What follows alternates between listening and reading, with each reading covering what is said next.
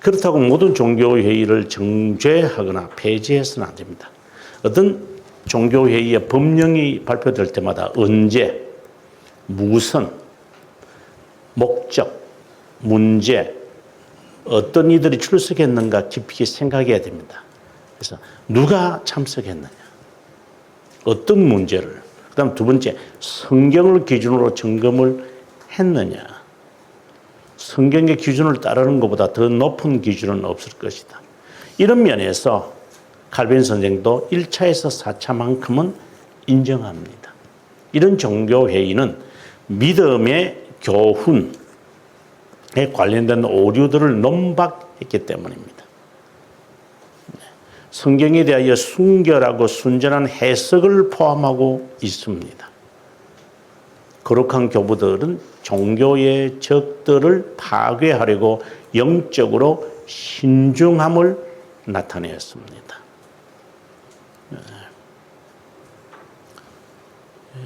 그리고 종교회의들이 서로 불일치할 때 판단할 수 있는 표준이 뭡니까? 성경뿐입니다. 그래서 우리가 웨스트민스터 신앙고백서 1장 자체가 성경에 관한 이야기인데 10항까지 갑니다. 길게 합니다.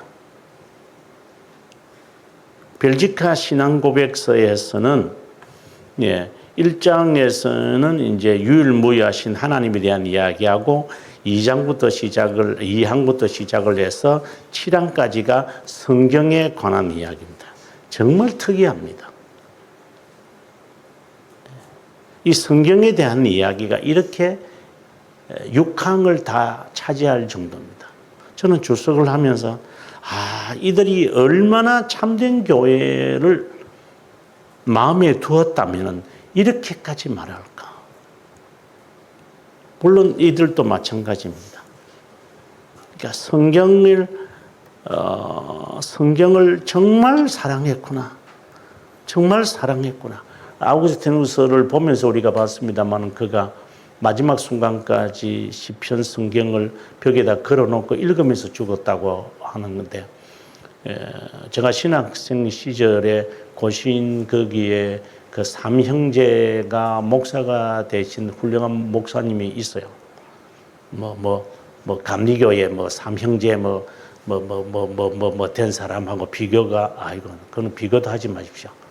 정말 신실하신 그 삼형제가 있는데 그분들의 이야기를 제가 신학생 시절에 가끔씩 듣고 거기에 참석을 해보곤 했습니다만은 정말 신실하신 분으로 존경받는 이런 분들처럼, 성경 사모하는 사람들처럼,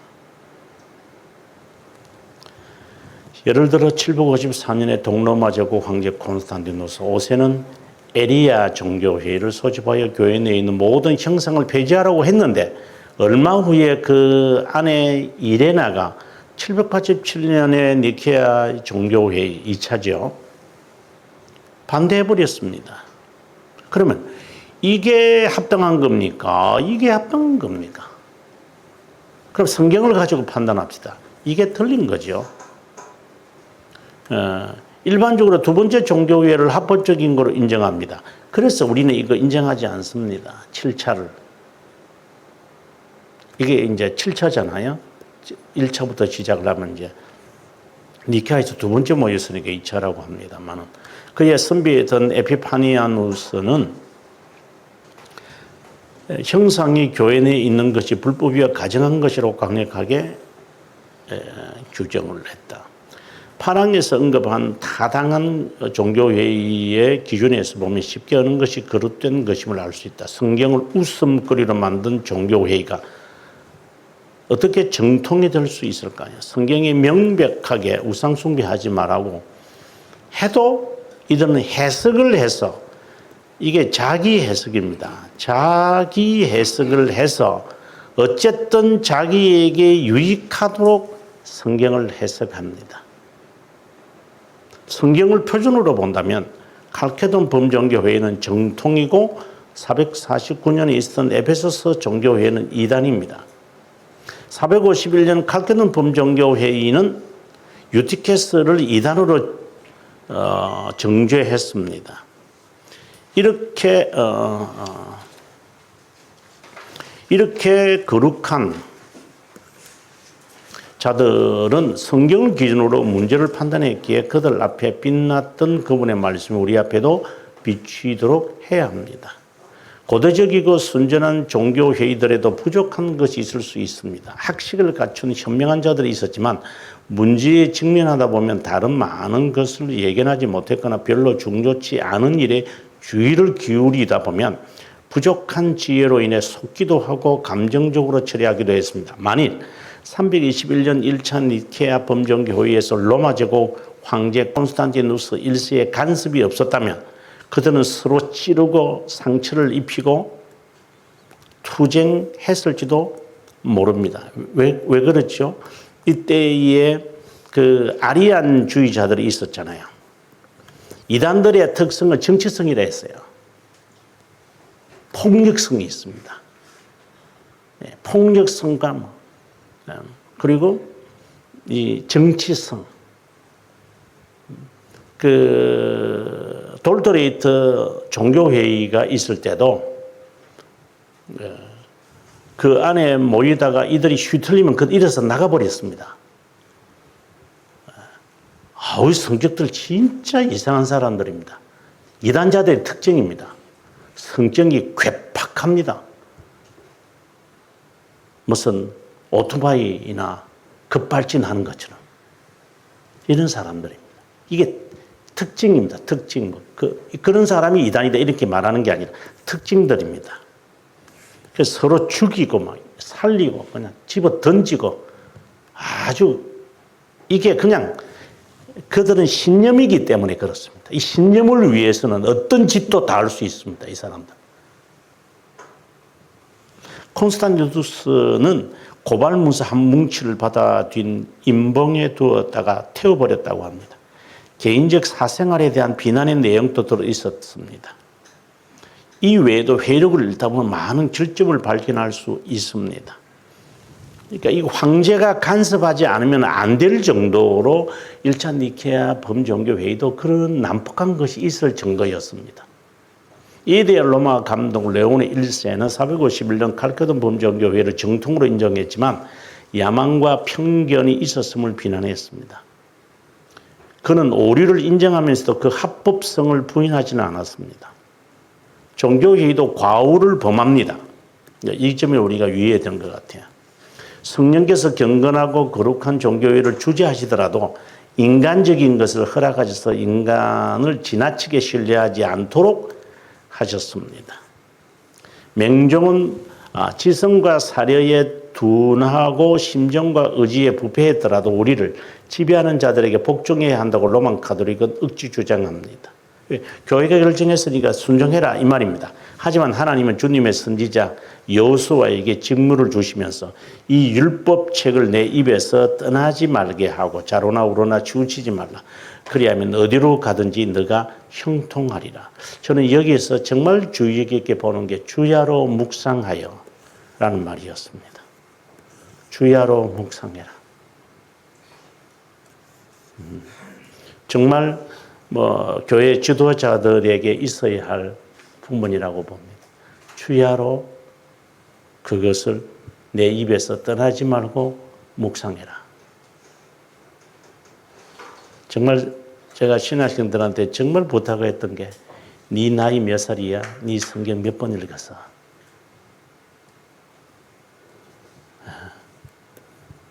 지 나이별로도 성경 읽지 않은 애들이 목사 돼서 뭐 하겠어요? 이게 목사의 기준이 되어서는 안 되겠습니다만은 그 정도로 성경을 모른다는 말을 제가 하고 싶은 겁니다. 왜? 이게 졸업고사를 치거든 성경고사를 쳐요. 60점, 평균 60점으로 해요. 60점은 ABCD에서 D입니다. D한 놈 애들. 그것도 합격하는 숫자가 30%도 안 됩니다. 1차에서.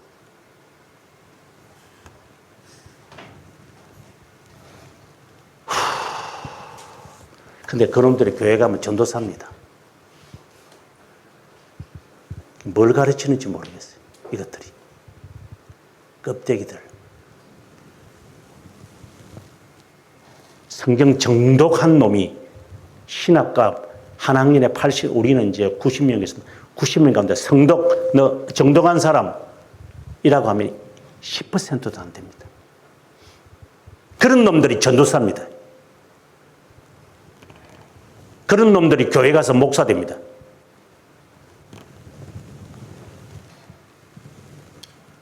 껍데기들. 그래서 2차 시험 줍니다, 또. 그래서 8번 시험 치게 합니다. 1년에 2번 치게 합니다. 그래도 떨어지는 놈이 있습니다. 근데 그 신대원 갑니다, 또. 그래서 지금 목사되어 있습니다.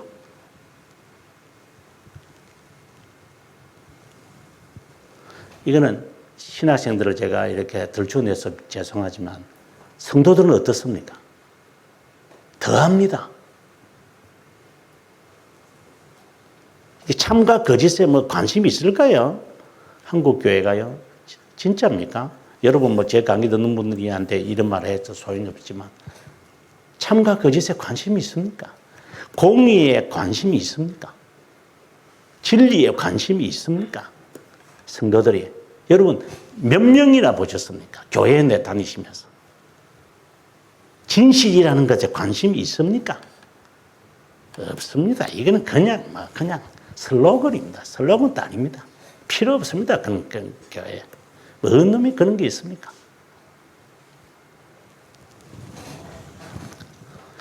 참 절망적입니다. 그래, 이게 인간적으로 보면 절망적입니다. 그러나 실망하지는 않습니다. 늘 그래 왔으니까 우리가 저도 그렇고 우리 모두가 그러나 하나님 변화시킬 거라는 소망을 갖고 사는 겁니다.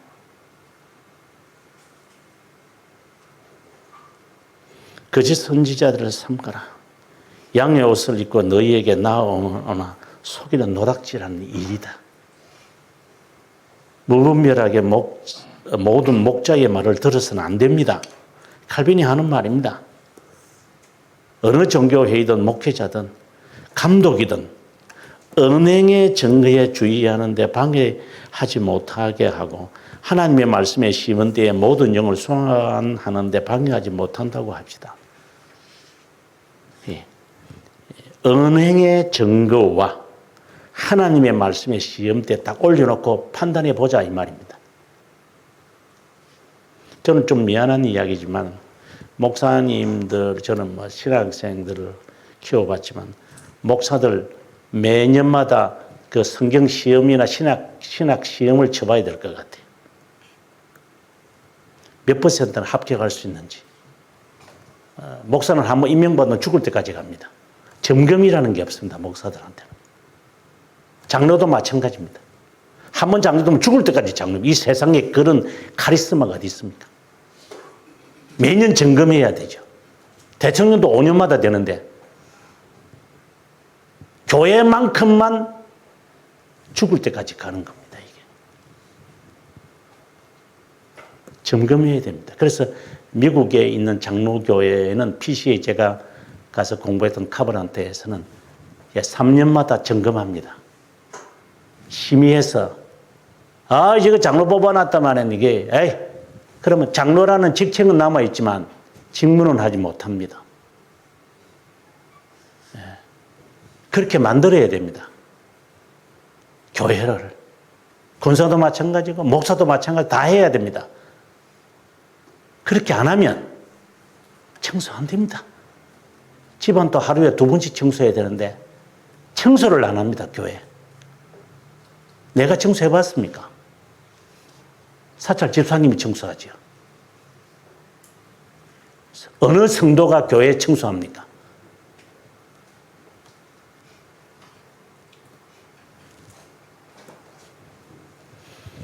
새로운 교리를 세울 권한을 교회가 받지 않았음이 분명해졌기에 성경을 해석하는 권한에 관해 이야기해 보도록 합시다.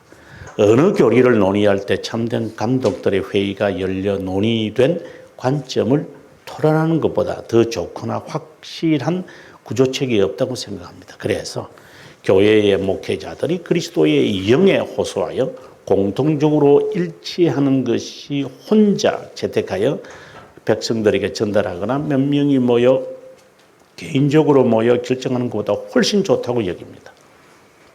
감독들이 한 장소에 모였을 때 교리와 교리를 가르치는 형식을 정하면서 일반적으로 형편에 따라 보다 심사숙고한다면 다양성을 방지할 수 있습니다. 다 모여서 해야 됩니다. 바울이 교리를 결정하는 방법을 말한 것처럼 단 하나의 교회에 결정하는 권한을 줄 때 절차의 과정도 중요합니다. 교회들이 함께 심의해야만 합니다. 경건에 대한 감정은 우리에게 말하는 것이 있는데 교리상 어떤 논쟁이 교회를 힘들게 할 때 분열의 위험을 안겨다 주는 문제가 있을 때 교회들은 먼저 모이고 심의하고 토론하고 성경에 따라 결정해야 합니다. 그래야 인간이 가진 의심을 종속시킬 수 있고 사악하고 침착하지 못한 자들의 입을 막을 수 있을 뿐만 아니라 앞으로 있을 수 있는 문제를 미연에 방지할 수 있습니다. 정말 좋은 자세입니다. 교황 절대주의자들의 성경 해석 권한이 종교회의에 속한다고 말하고 도전도 받지 않는다고 말할 땐 다른 의도를 갖고 있습니다. 연옥교리가 성경이 명시되지 않았음에도 불구하고 해석 권한을 내세워 억지 주장합니다. 콘스탄츠 종교회는 어떻습니까? 신자들에게 주는 그 잔 금지했고 사제들만 마시게 했습니다. 이게 성경적입니까? 이게 이러한 비성경적인 것들이 우리들에게 있기 때문에 우리들은 성경에 정말 정통해야만 합니다. 제가 말하는 것은 성경의 이 진리를 기본적으로 목차를 외우고 성경을 다독하고 그건 기본입니다. 그것은 성경 읽는 것에 멈추는 첫 번째 단계에 불과합니다. 성경을 해석할 수 있도록 가게끔 만들어야 됩니다. 목사가 할 수 있는 최고의 일은 그 일입니다. 성도 스스로가 자기가 성경을 읽고 어느 정도 자기가 말씀을 해석할 수 있도록 성도들을 이끌어가는 것이 저는 목사의 가장 중요한 의무라고 저는 생각을 합니다. 그러기 위해서는 신앙 고백서가 성경을 해석하는 원리를 제공하기 때문에 어느 목사든지 간에 저는 장로교 목사 같으면 최소한 이 신앙 고백서는 거의 외울 정도로 해서 성경을 해석하는데 적용이 될 수 있는 기준을 삼는 거죠. 성경 해석은 이렇게 해야만 한다. 이런 것이 옳은 것이다. 그것에서 내가 벗어나면 나는 언제든지 질책을 받아야 한다라고 하는 분명한 기준 없이 저도 마찬가지고 우리 모두가 신앙 고백서에 매여 있어야 됩니다. 그리고 그것에 따라서 살고 그것에 따라서 해석하고 적용하는 것. 그런데 이 기준이 없는 겁니다. 그래서 힘듭니다. 한국 교회가. 돌아가야 합니다. 돌아가서 기준을 삼아야 합니다. 어디에 기준을 삼을 것인가? 그 기준 속에서 누구든 굴복돼야 됩니다. 그게 신학자든 월급쟁이든 거기에 목사든 장로든 어떤 직분자든 고백서 밑에 성경이죠. 성경의 요약인 고백서입니다. 성경과 고백서라고 하겠습니다. 무릎을 꿇고 예면 예, 아니면 아니라고 해야 됩니다. 다른 원리를 가지고 와서 사람들을 홀리면 안 됩니다. 그건 거짓 교회입니다.